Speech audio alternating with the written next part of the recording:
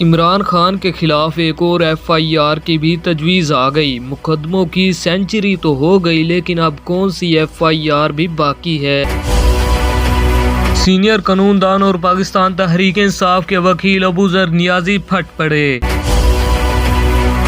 نجی T V کے programme میں گفتگو کرتے ہوئے پاکستان تحریک انصاف کے وکیل ابو ذر نیازی کا کہنا تھا کہ پاکستان تحریک انصاف کے امیدواروں کے لیے انتخابی مہم چلانا انتہائی مشکل ہو چکی ہے۔